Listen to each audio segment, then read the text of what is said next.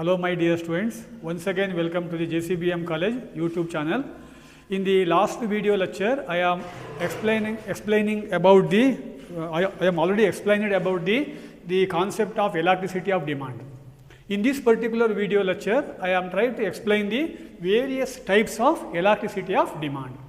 In the earlier video lecture, I am already explained the meaning of elasticity of demand. Elasticity of demand is nothing but the percentage change in the quantity demanded as a result of percentage change in the price. You are already aware that when price changes, quantity demanded is also changes.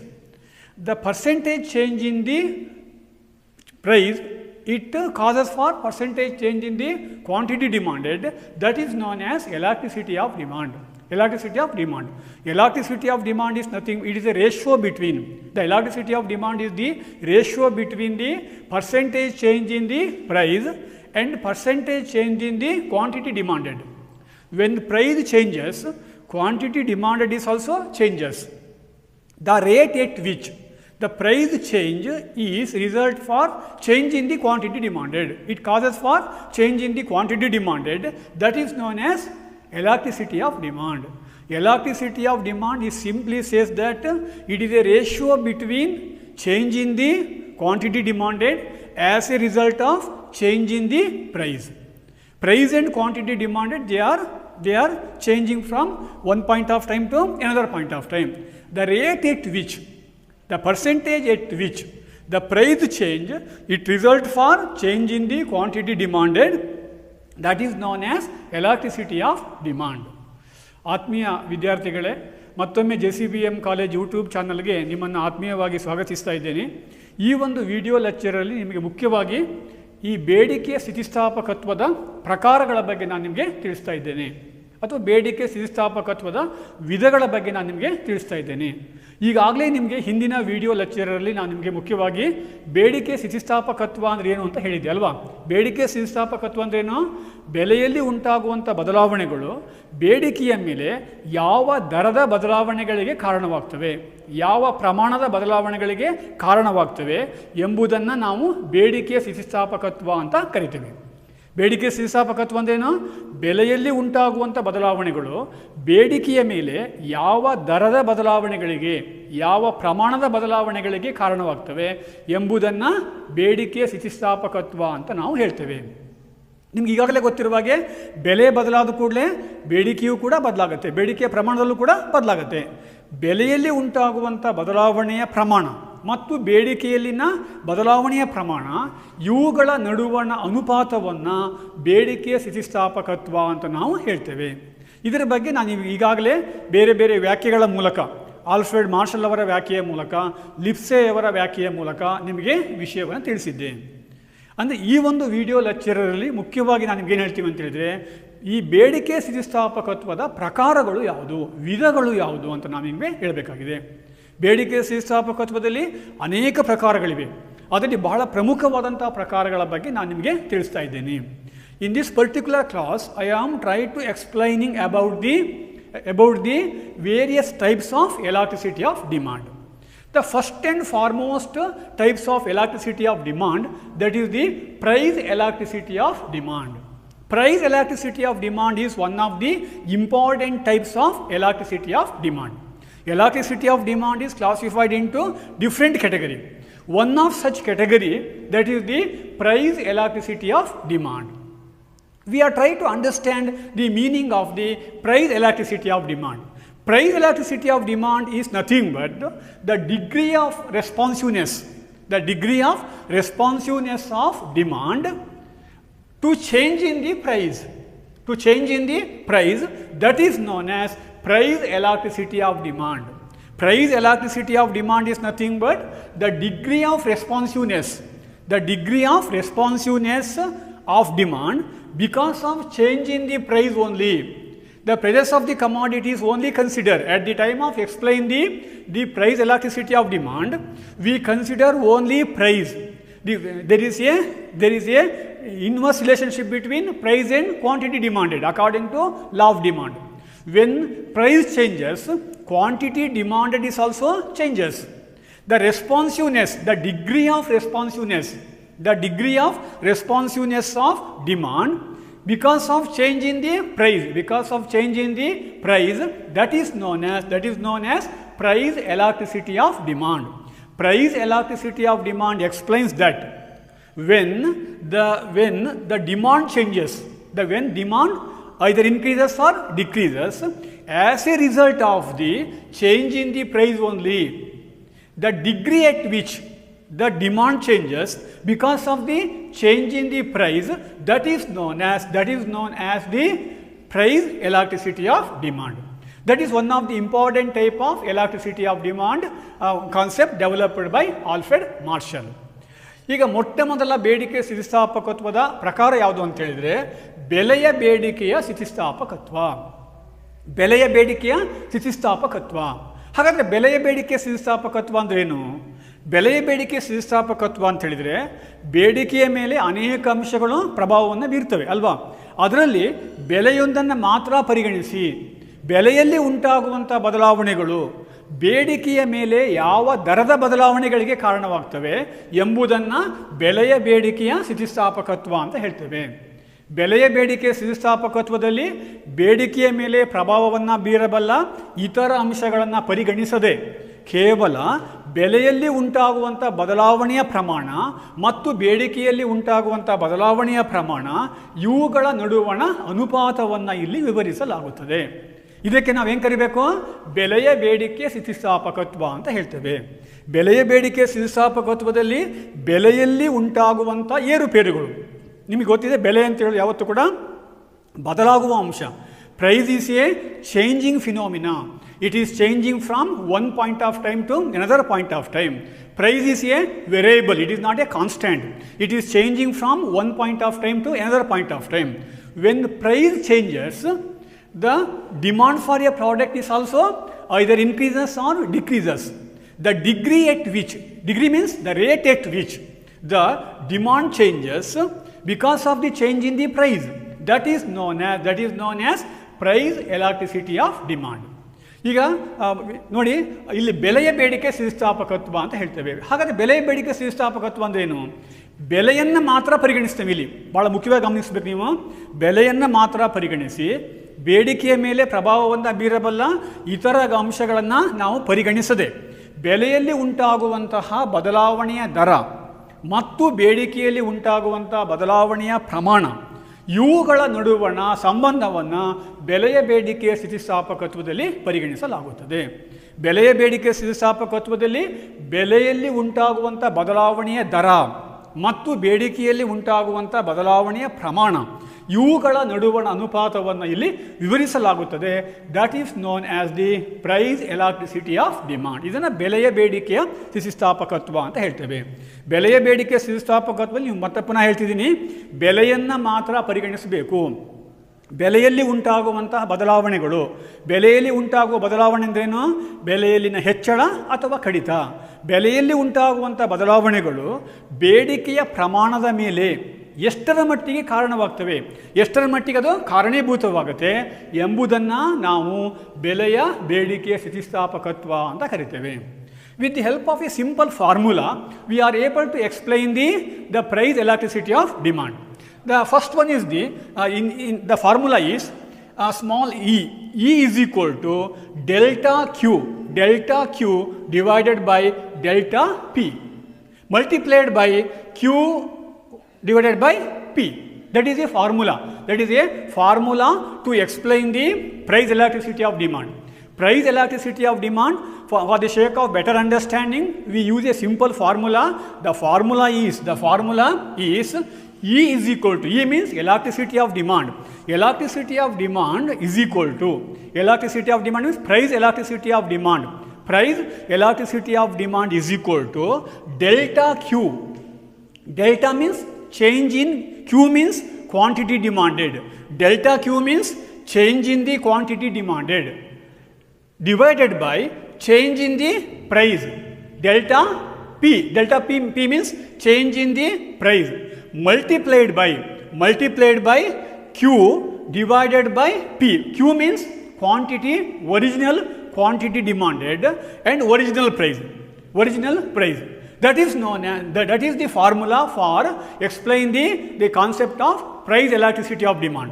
To explain the concept of price elasticity of demand, we use a simple formula. The formula is E is equal to delta Q divided by delta P.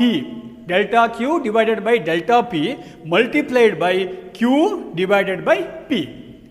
ನೋಡಿ, ಇಲ್ಲಿ ನಾವು ಈಗೊಂದು ಈ ಬೆಲೆ ಬೇಡಿಕೆ ಸ್ಥಿತಿಸ್ಥಾಪಕತ್ವವನ್ನು ಬಹಳ ಸರಳವಾಗಿ ಅರ್ಥ ಮಾಡ್ಕೊಳ್ಳಿಕ್ಕೋಸ್ಕರವಾಗಿ ಒಂದು ಸೂತ್ರವನ್ನು ನಾವು ಬಳಸ್ತಾ ಇದ್ದೇವೆ. ಆ ಸೂತ್ರ ಏನು ಅಂತ ಹೇಳಿದರೆ, E is equal to small letter E is equal to ಇಲ್ಲಿ ಡೆಲ್ಟಾ ಕ್ಯೂ ಅಂತ ಹೇಳ್ತೀವಿ. ಡೆಲ್ಟಾ ಕ್ಯೂ ಅಂದ್ರೇನು? Quantity demanded. ಇಲ್ಲಿ ಬೇಡಿಕೆಯ ಪ್ರಮಾಣದಲ್ಲಿನ ಬದಲಾವಣೆ. ಡೆಲ್ಟಾ ಕ್ಯೂ ಅಂದರೆ ಬೇಡಿಕೆಯ ಪ್ರಮಾಣದಲ್ಲಿನ ಬದಲಾವಣೆ divided by delta P. Delta P ಅಂದ್ರೇನು? ಬೆಲೆಯಲ್ಲಿನ ಬದಲಾವಣೆ. ಡೆಲ್ಟಾ ಎಂಬುದು ಬದಲಾವಣೆಯನ್ನು ತೋರಿಸುತ್ತೆ.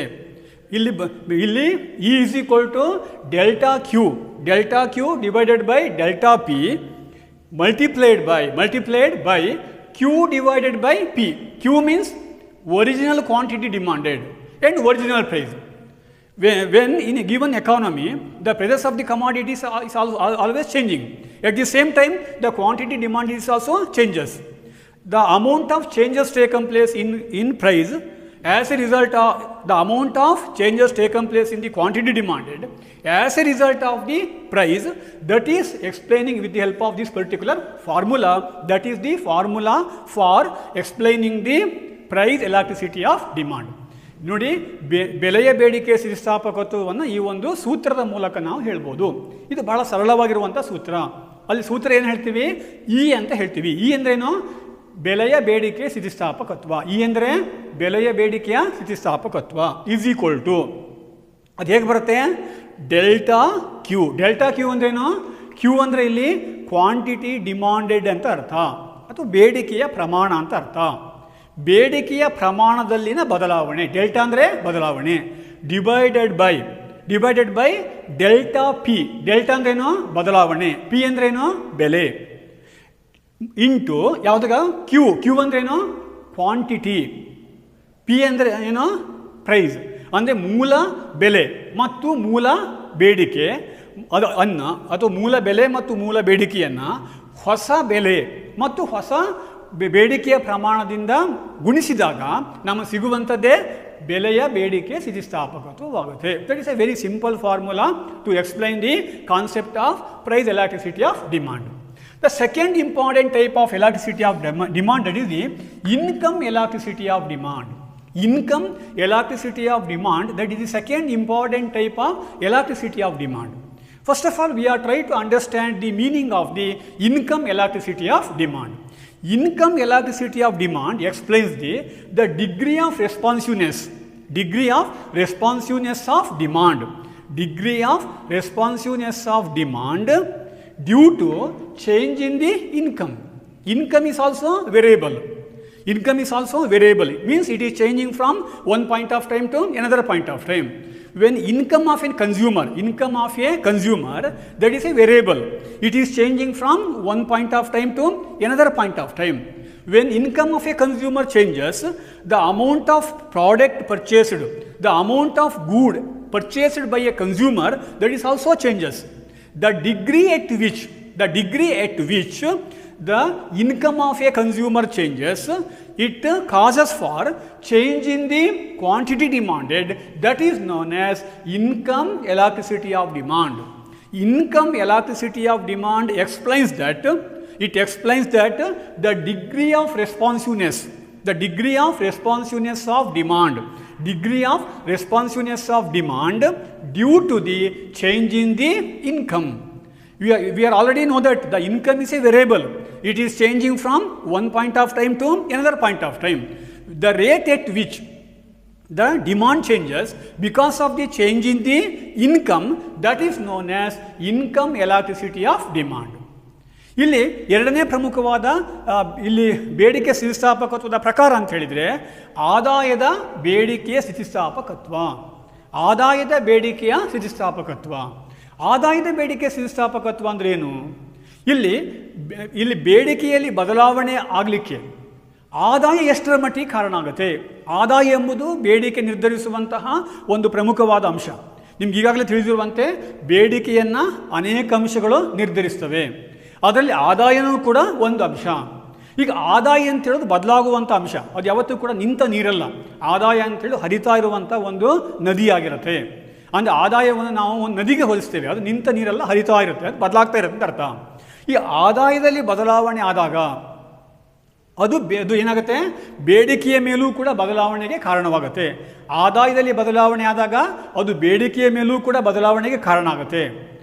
ಯಾವ ಪ್ರಮಾಣದಲ್ಲಿ ಈ ಆದಾಯದ ಬದಲಾವಣೆಯು ಬೇಡಿಕೆಯ ಬದಲಾವಣೆಗೆ ಕಾರಣವಾಗಿದೆ, ಯಾವ ಪ್ರಮಾಣದಲ್ಲಿ ಆದಾಯದ ಬದಲಾವಣೆಯು ಬೇಡಿಕೆಯ ಮೇಲೆ ಪ್ರಭಾವವನ್ನು ಬೀರಿದೆ, ಯಾವ ಪ್ರಮಾಣದಲ್ಲಿ ಪ್ರಭಾವವನ್ನು ಬೀರಿದೆ ಎಂಬುದನ್ನು ನಾವು ಆದಾಯದ ಬೇಡಿಕೆಯ ಸ್ಥಿತಿಸ್ಥಾಪಕತ್ವ ಅಂತ ಹೇಳ್ತೇವೆ. ಆದಾಯದ ಬೇಡಿಕೆಯ ಸ್ಥಿತಿಸ್ಥಾಪಕತ್ವದಲ್ಲಿ ಆದಾಯದಲ್ಲಿ ಉಂಟಾದಂಥ ಬದಲಾವಣೆ, ಇಲ್ಲಿ ಆದಾಯದಲ್ಲಿ ಉಂಟಾದಂಥ ಬದಲಾವಣೆ ಅಂದರೆ ಏನು? ಆದಾಯದಲ್ಲಿ ಉಂಟಾದಂಥ ಏರುಪೇರುಗಳು, ಹೆಚ್ಚಳ ಅಥವಾ ಕಡಿತ, ಅದು ಬೇಡಿಕೆಯ ಮೇಲೆ ಯಾವ ರೀತಿಯಲ್ಲಿ ಎಷ್ಟು ಪ್ರಮಾಣದಲ್ಲಿ ಬದಲಾವಣೆಗೆ ಕಾರಣವಾಗಿದೆ ಎಂಬುದನ್ನು ಆದಾಯದ ಬೇಡಿಕೆಯ ಸ್ಥಿತಿಸ್ಥಾಪಕತ್ವ ಅಂತ ನಾವು ಹೇಳ್ತೇವೆ. That is the second important type of elasticity of demand.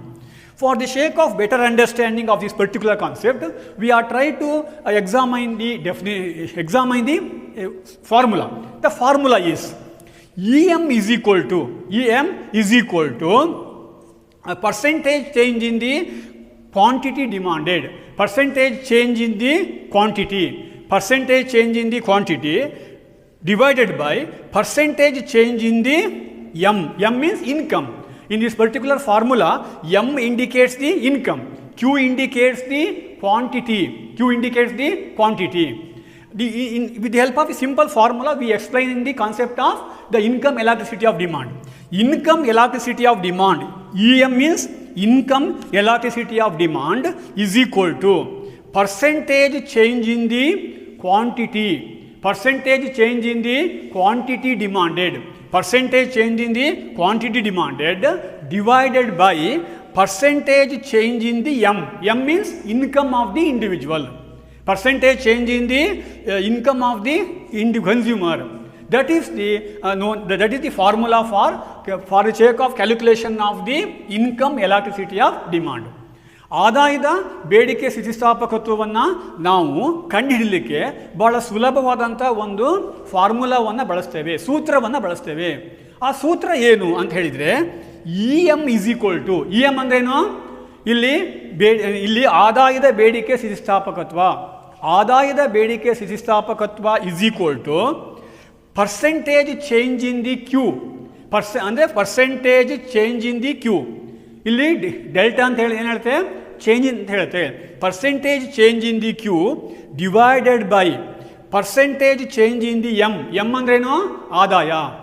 ಆದಾಯದಲ್ಲಿ ಉಂಟಾದಂತಹ ಬದಲಾವಣೆಗಳು ಯಾವ ಪ್ರಮಾಣದಲ್ಲಿ ಬೇಡಿಕೆಯ ಬದಲಾವಣೆಗೆ, ಎಷ್ಟು ಪರ್ಸೆಂಟೇಜ್ ಬೇಡಿಕೆಯ ಬದಲಾವಣೆಗೆ ಕಾರಣವಾಗುತ್ತೆ ಎಂಬುದನ್ನು ಆದಾಯದ ಬೇಡಿಕೆ ಸ್ಥಿತಿಸ್ಥಾಪಕತ್ವ ಅಂತ ಹೇಳ್ತೇವೆ. ಆದಾಯದ ಬೇಡಿಕೆ ಸ್ಥಿತಿಸ್ಥಾಪಕತ್ವದಲ್ಲಿ EM ಅಂದರೆ ಆದಾಯ ಬೇಡಿಕೆ ಸ್ಥಿತಿಸ್ಥಾಪಕತ್ವ. ಈ ಆದಾಯದ ಬೇಡಿಕೆ ಸ್ಥಿತಿಸ್ಥಾಪಕತ್ವವನ್ನು ಕಂಡುಹಿಡಿದು ಹೇಗೆ? ಇಲ್ಲಿ percentage change in Q divided by percentage change in M. Percentage change in Q means ಅಂದರೆ ಬೇಡಿಕೆಯ ಪ್ರಮಾಣದಲ್ಲಿನ ಶೇಕಡವಾರು ಬದಲಾವಣೆ, ಡಿವೈಡೆಡ್ ಬೈ ಇಲ್ಲಿ ಆದಾಯದಲ್ಲಿನ ಶೇಕಡವಾರು ಬದಲಾವಣೆ. ಹಾಗೆ ನಮಗೇನು ಸಿಗುತ್ತೆ? ಆದಾಯದ ಬೇಡಿಕೆಯ ಸ್ಥಿತಿಸ್ಥಾಪಕತ್ವ ಸಿಗುತ್ತೆ. That is the second important type of elasticity of demand. The third important type of elasticity of demand, that is the cross elasticity of demand. That is the another important type of elasticity of demand. Cross elasticity of demand, it is purely related to the substitute commodity. You already know the concept of substitutes. In economics, we already know the concept of substitutes. Substitute is an alternative commodity. To satisfy the wants of a given consumer. Substitute is nothing but it is an alternative commodity. Substitute is an alternative commodity to fulfill a given want of a consumer. That is known as substitute. For example, coffee and tea are considered as substitutes for the sake of fulfillment of a common want, either consuming coffee or consuming tea. Tea and coffee are considered as substitute. For the sake of fulfillment of a common want of the consumer, we use the alternative commodity. Those alternative commodities are namely called as substitute. The concept of cross elasticity of demand. The concept of cross elasticity of demand, that is purely connected with substitutes. It is purely connected with substitutes, the presence of the substitutes and quantity demanded of the substitutes. It is purely related to the substitutes. Once again I repeat that substitute is nothing but it is an alternative commodity to fulfill a given want. To fulfill a given want, that is known as substitute. The concept of cross elasticity of demand, that is purely connected with substitutes. ಮೂರನೇ ರೀತಿಯ ಬೇಡಿಕೆ ಸ್ಥಿತಿಸ್ಥಾಪಕತ್ವ ಅಂತ ಹೇಳಿದ್ರೆ ಇದನ್ನು ಕನ್ನಡದಲ್ಲಿ ಕತ್ತರಿ ಬೇಡಿಕೆಯ ಸ್ಥಿತಿಸ್ಥಾಪಕತ್ವ ಅಂತ ಹೇಳ್ತಾರೆ. ಕತ್ತರಿ ಬೇಡಿಕೆ, ಕ್ರಾಸ್ ಎಲಾಸ್ಟಿಸಿಟಿ ಆಫ್ ಡಿಮಾಂಡ್ ಅಂದರೆ ಕತ್ತರಿ ಬೇಡಿಕೆ ಸ್ಥಿತಿಸ್ಥಾಪಕತ್ವ. ಕತ್ತರಿ ಬೇಡಿಕೆ ಸ್ಥಿತಿಸ್ಥಾಪಕತ್ವ ಎನ್ನುವ ಕಾನ್ಸೆಪ್ಟನ್ನು ಅರ್ಥ ಮಾಡಿಕೊಳ್ಳುವ ಮೊದಲು ಈ ಕತ್ತರಿ ಬೇಡಿಕೆ ಸ್ಥಿತಿಸ್ಥಾಪಕತ್ವವು ಯಾವ ಸರಕುಗಳಿಗೆ ಅನ್ವಯವಾಗುತ್ತೆ ಅಂತ ನಾವು ತಿಳ್ಕೋಬೇಕು. ಕತ್ತರಿ ಬೇಡಿಕೆ ಸ್ಥಿತಿಸ್ಥಾಪಕತ್ವವು ಮುಖ್ಯವಾಗಿ ಇಲ್ಲಿ ಸಬ್ಸ್ಟಿಟ್ಯೂಟ್ಗಳಿಗೆ, ಪರ್ಯಾಯ ಸರಕುಗಳಿಗೆ ಮಾತ್ರ ಇದು ಅನ್ವಯವಾಗುತ್ತೆ. ಅನುಭೋಗಿಯ ಯಾವುದೇ ಒಂದು ಬಯಕೆಯನ್ನು ತೃಪ್ತಿಪಡಿಸಲು ಇರುವಂತಹ ಪರ್ಯಾಯ ಸರಕುಗಳಿಗೆ ಬದಲಿ ಸರಕುಗಳು ಅಥವಾ ಪರ್ಯಾಯ ಸರಕುಗಳು ಅಂತ ಕರಿತೇವೆ. ಇಲ್ಲಿ ಬದಲಿ ಸರಕುಗಳಿಗೆ ಈ ಒಂದು ಕತ್ತರಿ ಬೇಡಿಕೆ ಸ್ಥಿತಿಸ್ಥಾಪಕತ್ವ ಅನ್ವಯವಾಗುತ್ತೆ. ಇಲ್ಲಿ ಬದಲಿ ಸರಕು ಅಂದ್ರೇನು? ಒಬ್ಬ ಅನುಭೋಗಿಯ ನಿರ್ದಿಷ್ಟವಾದ ಬಯಕೆಯನ್ನು ತೃಪ್ತಿಪಡಿಸಲು ಇರುವಂತಹ ಪರ್ಯಾಯ ಸರಕುಗಳು. ಈಗ ಫಾರ್ ಎಕ್ಸಾಂಪಲ್ ನೋಡಿ, ಕಾಫಿ ಮತ್ತು ಟೀ ಬದಲಿ ಸರಕುಗಳು. ಅನುಭೋಗಿಯ ನಿರ್ದಿಷ್ಟವಾದ ಒಂದು ಬಯಕೆ, ಅದನ್ನು ತೃಪ್ತಿಪಡಿಸಲಿಕ್ಕೆ ಕಾಫಿ ಮತ್ತು ಟೀ ಇದೆ. ಟೀಯನ್ನು ಕನ್ಸ್ಯೂಮ್ ಮಾಡಿದಾಗ, ಕಾಫಿಯನ್ನು ಕನ್ಸ್ಯೂಮ್ ಮಾಡಿದಾಗ ಅನುಭೋಗಿಯ ನಿರ್ದಿಷ್ಟವಾದ ಯಾವುದೇ ಒಂದು ಬಯಕೆ ತೃಪ್ತಿಯಾಗತ್ತೆ, ಅದನ್ನು ನಾವು ಬದಲಿ ವಸ್ತುಗಳು ಅಂತ ನಾವು ಕರಿತೇವೆ. The concept of cross elasticity of demand, that is purely connected with substitutes. We are trying to examine the meaning of cross elasticity of demand. Cross elasticity of demand, that is the degree of responsiveness of demand. Degree of responsiveness of demand for a given commodity. Because of given change in the prices of the substitute. Prices of the substitute are alternative commodity. That is known as cross elasticity of demand.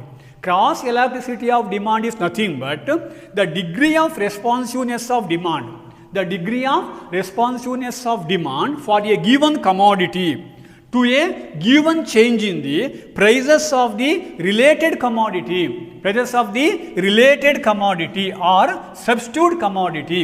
Substitute commodity, that is known as the cross elasticity of demand.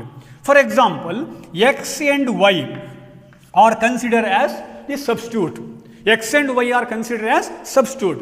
Coffee and tea are considered as substitutes. Because of the change in the prices of X,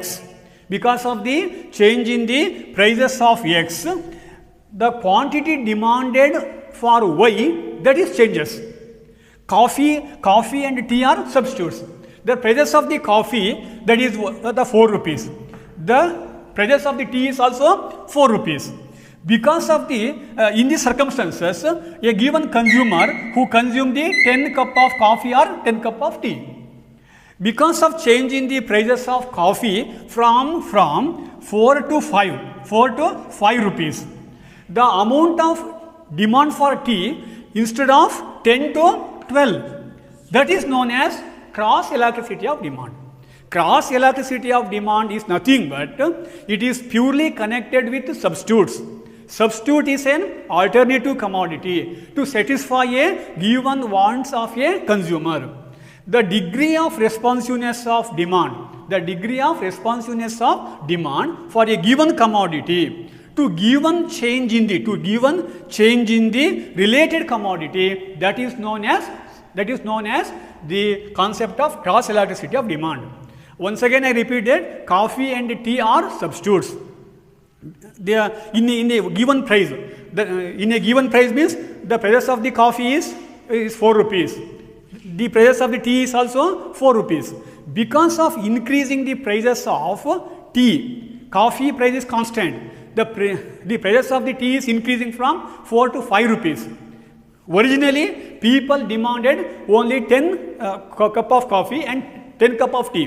Because of increasing the prices of coffee, people will buy more tea. That is known as cross elasticity of demand. ಕತ್ತರಿ ಬೇಡಿಕೆ ಸ್ಥಿತಿಸ್ಥಾಪಕತ್ವ ಅಂತ ಹೇಳಿದರೆ ಯಾವುದೇ ಒಂದು ಬದಲಿ ಸರಕಿನ ಬೆಲೆಯಲ್ಲಿ ಉಂಟಾಗುವ ಬದಲಾವಣೆಗಳು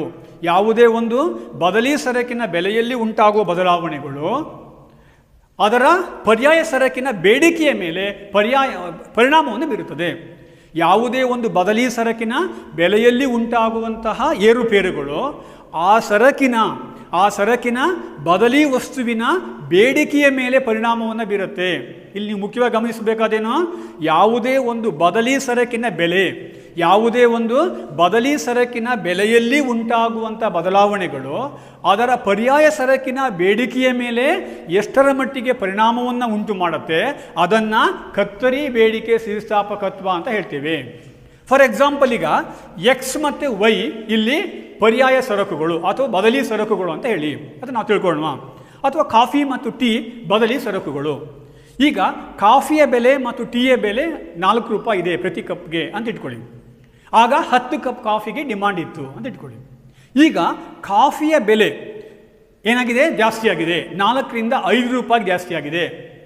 ಅದರಿಂದ ಆಗುವ ಪರಿಣಾಮ ಏನು, ಟೀಯ ಬೇಡಿಕೆ 10 ರಿಂದ 12 ಕಪ್ಗೆ ಜಾಸ್ತಿ ಆಗಿದೆ. That is the cross elasticity of demand.